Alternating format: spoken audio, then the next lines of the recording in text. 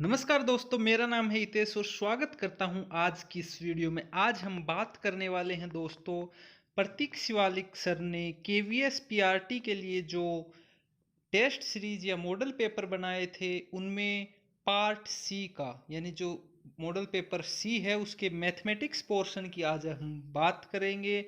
विस्तार से उनके सॉल्यूशन देखेंगे। अगर दोस्तों आप चैनल पर नए हैं तो चैनल को सब्सक्राइब जरूर कर दीजिएगा और लेटेस्ट नोटिफिकेशंस के लिए बेल आइकन को भी जरूर दबाइएगा। तो बिना किसी देरी के चलिए शुरू करते हैं आज का वीडियो। पहला क्वेश्चन है दोस्तों, जीरो का व्युत्क्रम है। जीरो का व्युत्क्रम पूछा गया है तो जीरो का व्युत्क्रम क्या हो जाएगा? 1/0, यानी कि इनफाइनाइट नंबर आ जाएगा जो कि परिभाषित नहीं है। तो ऑप्शन नंबर 4 इसका करेक्ट आंसर हो जाएगा। नेक्स्ट क्वेश्चन है, किसी व्यक्ति का मासिक वेतन 15,000 रुपये है। उसके द्वारा भोजन और मकान के किराए पर किए गए व्यय को पाई चार्ट पर दर्शाने वाले तिर्यक खंड का केंद्रीय कोण 60 डिग्री है। उसके द्वारा भोजन और मकान के किराए पर किया गया व्यय है।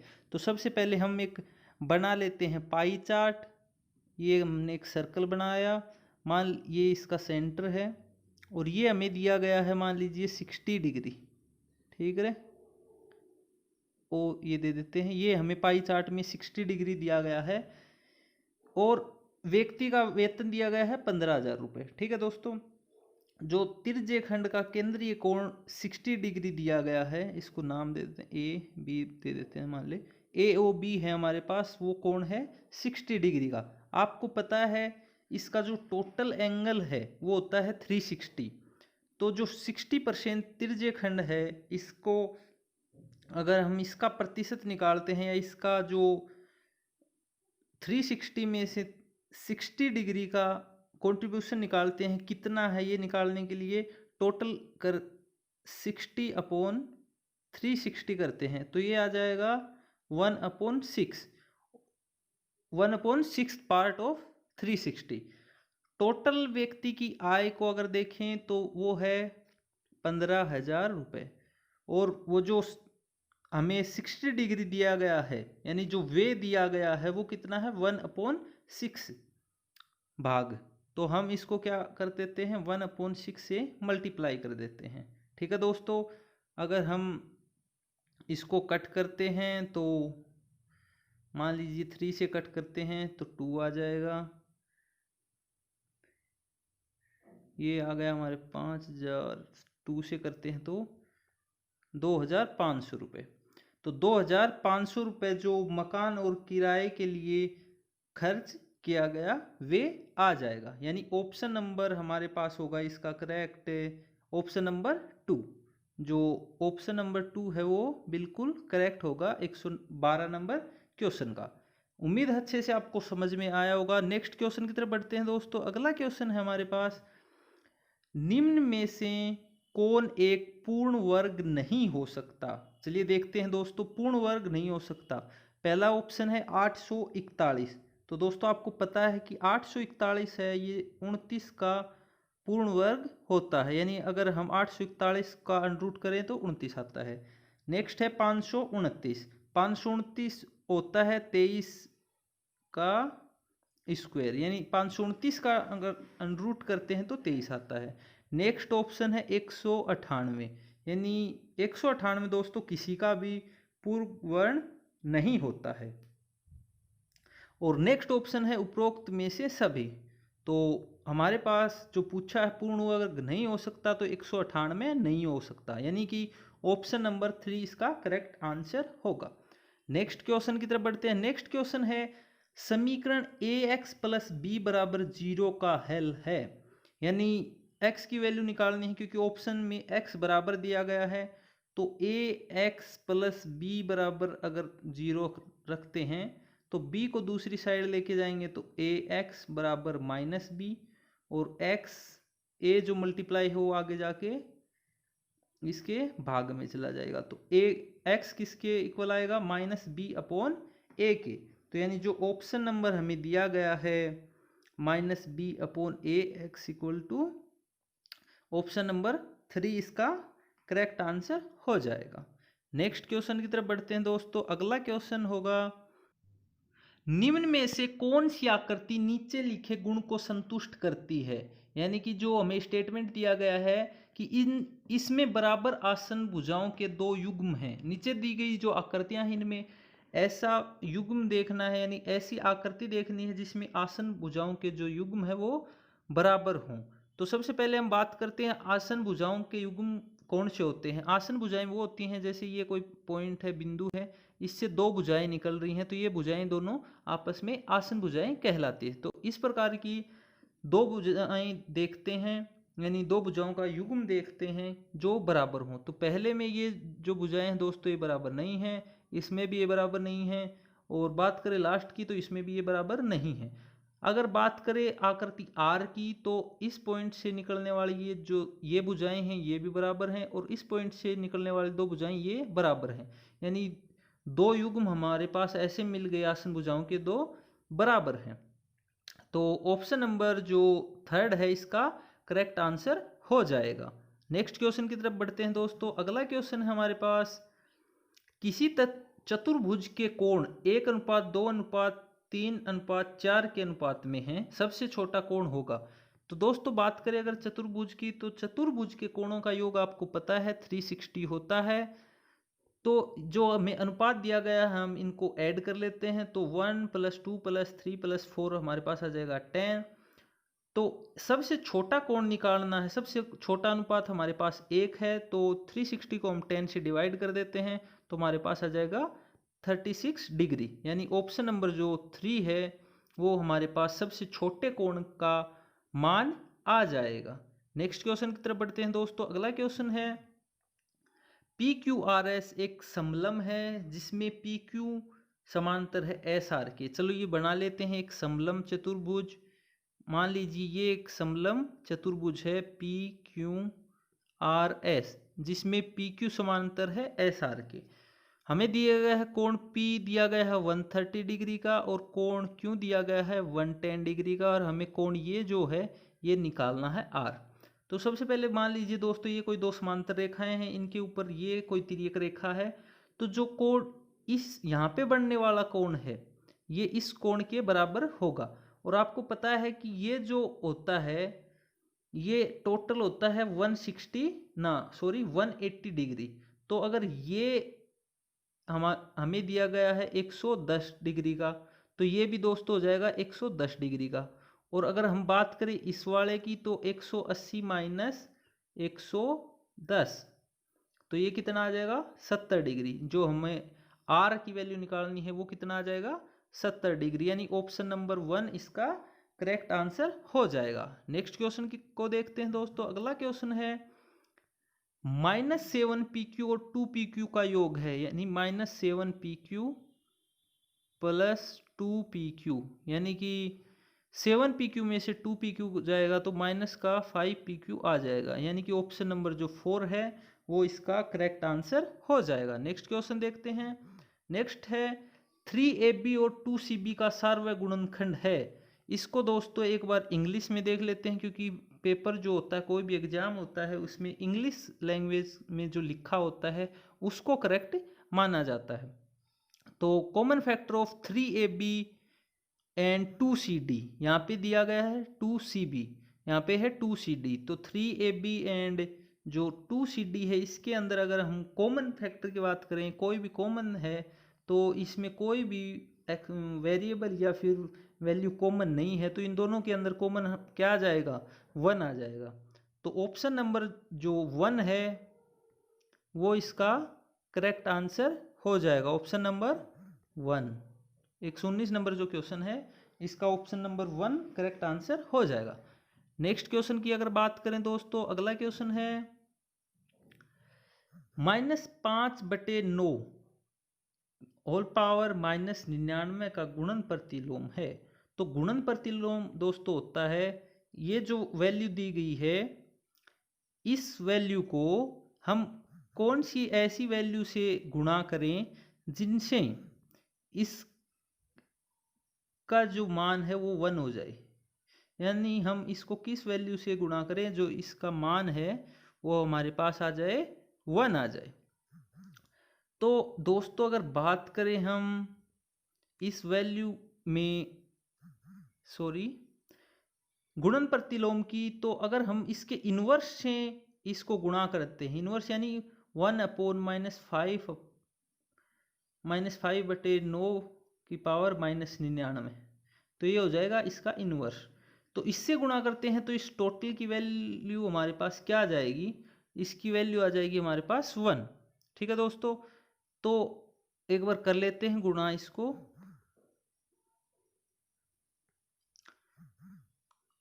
-5/99 की पावर -99, इसको हम 1/-5/9 की पावर -99 करते हैं, तो इसको अगर हम ऊपर लेके जाते हैं तो ये पावर हो जाती है प्लस में, यानी 5/9 की पावर 99। अगर इस संख्या से हम इसको गुणा करते हैं तो इस टोटल का जो मान आएगा वो 1 हो जाएगा, यानी इसका जो गुणन प्रतिलोम हमें पूछा गया है प्रश्न में, ये हो जाएगा -5/9 की पावर 99, यानी ऑप्शन नंबर जो 1 है वो करेक्ट ऑप्शन बन जाता है यहाँ पे। नेक्स्ट क्वेश्चन की तरफ बढ़ते हैं दोस्तों। अगला क्वेश्चन है एक शून्येतर परिमेय संख्या z के लिए z की पावर -2 की होल पावर 3 बराबर है, यानी z नॉट इक्वल टू 0 ऐसी कोई परिमेय संख्या है, तो z -2 की होल पावर 3 एक्सपोनेंशियल वाला रूल फॉर्मूला अप्लाई करते हैं, यानी z की पावर -2 मल्टीप्लाई 3, यानी कि z की पावर -6 हो जाता है दोस्तों। बट इसमें जो ऑप्शन दिए गए हैं इनमें ऐसा कोई भी ऑप्शन नहीं है हमारे पास अवेलेबल। हो सकता है ये टाइपिंग की मिस्टेक रही होगी, तो इसका ऑप्शन नंबर जो यहाँ हम कोई भी नहीं कह सकते, तो इसका आंसर बट है आएगा z की पावर -6 हो जाएगा। नेक्स्ट क्वेश्चन की तरफ बढ़ते हैं। नेक्स्ट क्वेश्चन पे चलते हैं दोस्तों। अगला क्वेश्चन है हमारे पास 50,000 का 4% वार्षिक ब्याज की दर से प्रति वर्ष संयोजित 2 वर्ष का चक्रवृद्धि ब्याज है, यानी 50,000 का 4% की दर से चक्रवर्ती ब्याज निकालना है हमें। तो दोस्तों आपको पता होगा किसी भी राशि पे अगर चक्रवर्ती ब्याज है तो भी पहला जो ईयर होता है उसका जो ब्याज होता है वो सिंपल इंटरेस्ट होता है। तो हम बिल्कुल आसान तरीके से करते हैं इसको। तो 50,000 का पहले साल का अगर हम इंटरेस्ट निकालते हैं तो सिंपल इंटरेस्ट निकालते हैं, तो जो मूलधन है हमारे पास यानी प्रिंसिपल है और इंटरेस्ट रेट 4 है और 1 साल के लिए बटे 100, तो 2 बिंदु से हम निकालते हैं 2 बिंदु, 2 जीरो से हम 2 जीरो काट देते हैं, 500 × 4 = 2000, यानी पहले साल का जो हमारे पास आ गया ब्याज वो आ गया 2000। अब हमारे पास जो टोटल वैल्यू है वो बन गई 50,000 प्लस 2000 52,000। अब 52,000 का अगले वर्ष का सिंपल इंटरेस्ट निकालते हैं 4% के अकॉर्डिंग ही, तो हमारे पास क्या हो जाएगा, ये हमारे पास कितना आ जाएगा 2080। सॉरी दोस्तों, ये 1 जीरो नहीं आएगा, बटे 100 होता है, तो यहाँ पे 1 जीरो बच जाएगा, यानी 520 × 4 = 2080। तो नेक्स्ट ईयर पहले साल का हमारे पास ब्याज आया था 2000 और दूसरे साल का ब्याज आ गया 2080, तो टोटल जो ब्याज हो गया वो आ गया हमारे पास 4080 रुपये, यानी ऑप्शन नंबर जो हमारे पास होगा वो करेक्ट होगा ऑप्शन नंबर 2। नेक्स्ट क्वेश्चन की तरफ बढ़ते हैं। अगला क्वेश्चन है दोस्तों, यह कल्पना करते हुए कि भूमि एक समान रूप से उपजाऊ है, भूमि का यह कल्पना करते हुए कि भूमि का एक समान रूप से उपजाऊ है, भूमि का क्षेत्रफल और उस पर उत्पादन अनुक्रमानुपाती हैं, व्युत्क्रमानुपाती हैं, नए अनुक्रमानुपाती और नए व्युत्क्रमानुपाती हैं, कभी अनुक्रमानुपाती और कभी व्युत्क्रमानुपाती। दोस्तों जो क्वेश्चन है इसके अंदर हमें दिया गया है कि हमें यह मानना है कि जो भूमि है उसका उपजाऊपन समान है और भूमि का क्षेत्रफल उसके जो उपजाऊपन है उसके समान रहते हैं, यानी मान लीजिए एक बीघा हमारे पास, या फिर छोटा अगर वो करते हैं कोई 1 एकड़ ले लेते हैं, 1 एकड़ हमारे पास ज़मीन है, उसके अंदर मान लीजिए 1 बोरी होती है। तो अगर 2 एकड़ ज़मीन होगी तो हमें जो उपजाऊपन है या फिर जो भी अनाज उत्पादन होगा वो होगा 2 बोरी। तो यानी जितना क्षेत्रफल बढ़ेगा उतना ही उपजाऊपन बढ़ेगा, ये हमें क्वेश्चन में दिया गया है। तो इसका मतलब क्या है, ये इसके अनुक्रमानुपाती है। ये जो है ये इसके अनुक्रमानुपाती है, क्षेत्रफल और उत्पादन इसमें अनुक्रमानुपाती है, यानी जो ये बराबर चलते हैं, हम इस प्रकार से ले सकते हैं। तो ऑप्शन नंबर जो बिल्कुल करेक्ट होगा वो होगा ऑप्शन नंबर 1। नेक्स्ट क्वेश्चन की तरफ बढ़ते हैं। अगला क्वेश्चन हमें दिया गया है दोस्तों, एक समषड्भुज त्रिज्या r वाले एक वृत्त के अंतर्गत है। इस समषड्भुज का परिमाप है, तो रेगुलर जो हेक्सागोन है उसका हमें परिमाप निकालना है। तो सबसे पहले दोस्तों क्या दिया गया है, हमें दिया गया है कि एक कोई भी सर्कल है, इसके अंदर एक रेगुलर हेक्सागोन है, इस प्रकार का बना लेते हैं, इस प्रकार से एक रेगुलर हेक्सागोन है।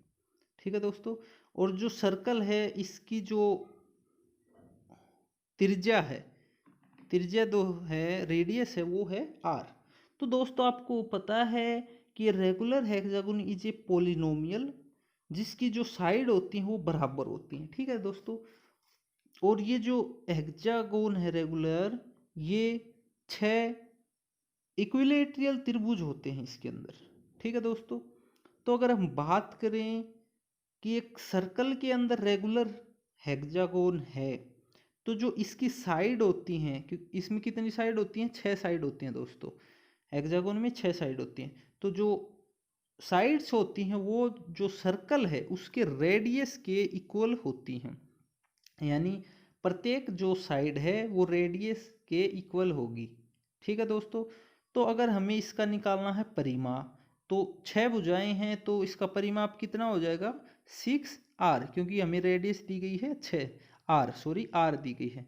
प्रत्येक जो भुजा है इसकी लंबाई होगी r, तो r plus r plus r plus, इसको अगर 6 बार जोड़ते हैं तो क्या हो जाएगा 6r, यानी कि ऑप्शन नंबर इसका हो जाएगा हमारे पास करेक्ट, ऑप्शन नंबर 2।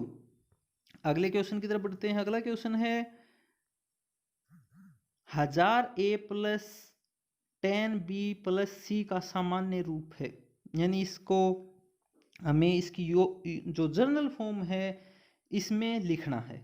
तो दोस्तों अगर बात करें इसकी जर्नल फॉर्म की, तो जर्नल फॉर्म में आ जाएगा, देखिए 1000b 10, अगर हम इसको इकाई दहाई सैकड़ा इस प्रकार से अगर गिनते हैं, इकाई दहाई सैकड़ा हजार, हजार है, इकाई है, दहाई है। ठीक है दोस्तों, सैकड़ा हमारे पास नहीं है, तो यानी कि एक जीरो की और कमी है बीच में आने वाले की। तो इसमें ए बी सी, इसका ए, इसका बी और इसका सी, और बीच में जो कमी है वो जीरो की यानी सैकड़ा की। तो अगर इसमें इस प्रकार का कोई देखें, तो इकाई का जो वेरिएबल है वो सी दिया गया है, तो इकाई का वेरिएबल सी पहले में है, तीसरे में है, चौथे में है। ठीक है, दहाई का जो वेरिएबल बी है वो देखते हैं पहले में भी है, दूसरे में नहीं है, दूसरा तो बिल्कुल कैंसिल हो जाएगा, तीसरे में है, चौथे में बिल्कुल नहीं, चौथा कैंसिल हो जाएगा।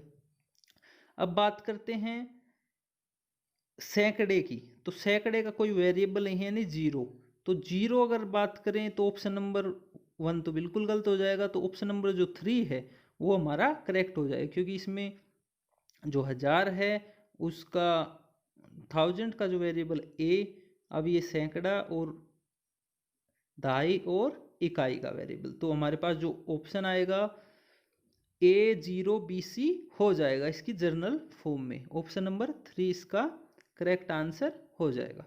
नेक्स्ट क्वेश्चन की तरफ बढ़ते हैं दोस्तों। अगला क्वेश्चन है संख्या रूट 2 का दशमलव प्रसार है। ऑप्शन है एक परिमित दशमलव, या फिर जो होता है 1.41421, या फिर अशांत आवर्ती है। अशांत आवर्ती का मतलब होता है दोस्तों, इसकी जो आवृत्ति है वो बराबर अशांत है, मतलब बार बार आवर्ती होती जा रही है। नेक्स्ट है अशांत अनावर्ती। तो जो अगर इसका दशमलव प्रसार करते हैं, इसको √2 को लिखते हैं, तो जो हमें ऑप्शन मिलेगा ये मतलब इसकी जो वैल्यू आएगी वो क्या होगी, अशांत आवर्ती, मतलब अनावर्ती, सॉरी अशांत अनावर्ती। तो इसका तो डायरेक्ट क्वेश्चन है, इसमें कुछ समझाने वाली बात है नहीं, तो ऑप्शन नंबर 4 इसका करेक्ट आंसर हो जाएगा। नेक्स्ट क्वेश्चन देखते हैं। नेक्स्ट क्वेश्चन है दोस्तों 4x की पावर 4 प्लस 0x की पावर 3 प्लस 0x की पावर 5 प्लस 5x प्लस 7 बहुपद की घात है। तो बहुपद की घात होती है वेरिएबल की मैक्सिमम घात। तो दोस्तों ये जो जीरो मल्टीप्लाई वाले टर्म है ये तो जीरो हो जाएंगे। अब बचा 5x और 4x की पावर 4। तो इनमें 4x की पावर 4 ही जो है, यानी x की पावर 4 है, वो मैक्सिमम घात है। तो इसकी बहुपद की घात कितनी हो जाएगी, इसकी घात हो जाएगी 4, यानी कि ऑप्शन नंबर 1 करेक्ट आंसर हो जाएगा।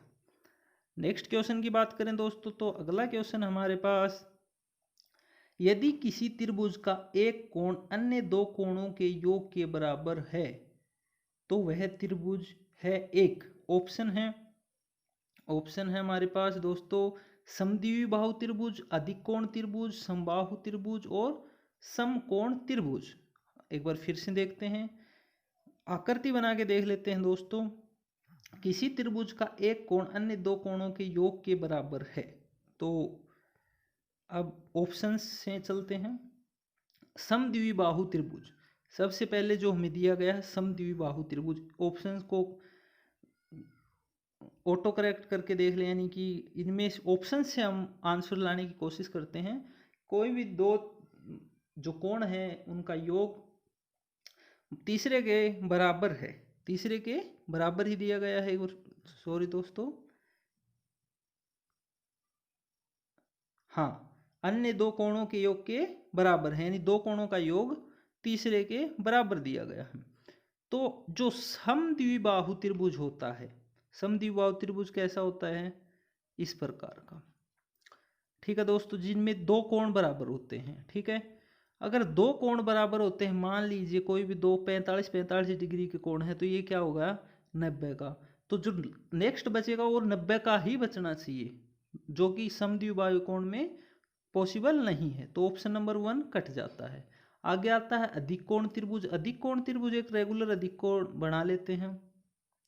मान लीजिए इसमें कोई भी दो कोण हैं, अगर इसमें एक ज़्यादा से ज़्यादा कितना हो सकता है, दो अगर कोणों का योग तीसरे के बराबर हो जाएगा तो ये अधिकोण नहीं बनेगा दोस्तों। ठीक है दोस्तों, तो इसमें भी अधिकोण को हम काट देते हैं। अब बात है समबाहु त्रिभुज की। समबाहु त्रिभुज की तीनों भुजाएं बराबर होती हैं, तो क्यों इसके तीनों कोण भी बराबर होंगे। बात आई समकोण त्रिभुज की। तो समकोण त्रिभुज में अगर देखें दोस्तों, तो ये 90 डिग्री का होता है। तो अन्य जो दो त्रिभुज बचते हैं, इनका योग दोनों का जो योग है वो तीसरे के बराबर होता है, क्योंकि जो त्रिभुज होता है उसका टोटल जो योग होता है कोणों का वो 180 होता है। ठीक है दोस्तों, तो हमें जो पूछा गया है उसका आंसर, करेक्ट आंसर होगा ऑप्शन नंबर 4। नेक्स्ट क्वेश्चन की तरफ चलते हैं। अगला क्वेश्चन है दोस्तों, एक समानांतर चतुर्भुज ABCD के विकर्ण बिंदु O पर प्रतिच्छेद करते हैं। यदि एक बना लेते हैं, सबसे पहले हम एक समांतर चतुर्भुज है ये ABCD, जिसमें AB समांतर है DC के और AD समांतर है BC के। O पर प्रतिच्छेद करते हैं, इसके जो विकर्ण है O पर प्रतिच्छेद करते हैं। BOC, जो BOC दिया गया हमें कोण, यानी ये जो कोण है ये दिया गया है 90 डिग्री का। BDC यानी कि ये जो कोण है हमारे पास दिया गया है 50 डिग्री का। तो हमें निकालना है कोण OAB,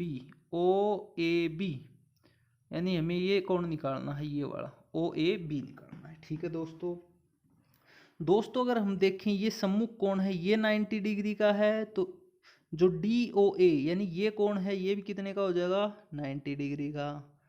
अगर दोस्तों ये 90 डिग्री का है तो क्योंकि आपको पता है इनका जो लाइन के ऊपर है ये 180 के होते हैं, तो ये 90 का है तो ये भी कितने का हो जाएगा 90 का। ठीक है दोस्तों, ये अगर 90 का है दोस्तों, ये कितने का है 90 का, और ये हमें दिया गया है 50 का। तो कोई भी मान लीजिए दो समांतर रेखाएं हैं, इनका अगर कोई तिर्यक रेखा इनको काटती है तो जो कोण बनेगा, एक सेकंड दोस्तों, हाँ, इनका जो कोण बनेगा ये कोण, ये और ये जो कोण हैं ये बराबर होते हैं, यानी CD जो O कोण है 50 डिग्री का है, और C और ये जो B दिया सॉरी जो B कोण है ये भी कितने का हो जाएगा हमारे पास 50 डिग्री का हो जाएगा। ठीक है दोस्तों, तो ये 50 का और ये 90 का, तो 90 और 50 कितने हो गए, 90 और 50 हो गए 140। तो हमें पता है कि त्रिभुज का टोटल योग होता है कोणों का 180 डिग्री, तो उसमें से 140 घटा देंगे तो कितना आया, हमें हमारे पास बच गया जो तीसरा कोण है उसकी वैल्यू क्या बच गई 40 डिग्री। तो जो ऑप्शन नंबर है हमारे पास 3 वो करेक्ट हो जाएगा 40 डिग्री। नेक्स्ट क्वेश्चन की तरफ बढ़ते हैं। अगला क्वेश्चन है दोस्तों, दो समानांतर चतुर्भुज बराबर आधारों पर और एक ही समांतर रेखाओं के बीच हैं। बराबर आधारों और एक ही समांतर, मान लीजिए ऐसा कुछ दे रखा है, बराबर आधार हैं और समांतर रेखाओं के बीच में हैं, उन क्षेत्रफलों का अनुपात क्या हो जाएगा। तो दोस्तों मान लीजिए ऐसे कोई ये है एक समांतर चतुर्भुज और एक नेक्स्ट ये है, इनका आधार बराबर है दोस्तों, और जो समांतर रेखाएं हैं वो लंबाई में भी बराबर ही होती हैं, क्योंकि अगर लंबाई में छोटी बड़ी हो जाएंगी तो जो बाकी अन्य दो भुजाएं हैं वो समानांतर नहीं रहेंगी, तो इनके क्षेत्रफल भी बराबर ही रहने वाले हैं। तो जो पूछा गया हमें क्षेत्रफलों का अनुपात क्या होगा, बराबर है, तो बराबर अनुपात देखते हैं किसमें है, इसमें 1:2 है, ये भी नहीं होगा, इसमें है 1:1 यानी बराबर दिया गया है, तो ऑप्शन नंबर 2 हमारे पास करेक्ट हो जाएगा। यानी कि जो 130 नंबर क्वेश्चन है इसका ऑप्शन नंबर 2 बिल्कुल करेक्ट आंसर हो जाएगा। आपको उम्मीद करता हूँ ये जो भी टेस्ट सीरीज चल रही है प्रतीक शिवालिक सर की, आज हमने सेट C किया है और इसका मैथमेटिक्स पोर्शन के जो 20 क्वेश्चंस किए हैं अच्छे से समझ में आए होंगे। दोस्तों आप हमारे चैनल पे नए हैं तो सब्सक्राइब किए बिना मत जाइएगा और अपने दोस्तों के साथ इसको शेयर अवश्य कीजिएगा। अगली वीडियो तक दोस्तों खुश रहिए, मुस्कुराते रहिए। Smitesh signing off. Jai Hind, take care, bye bye.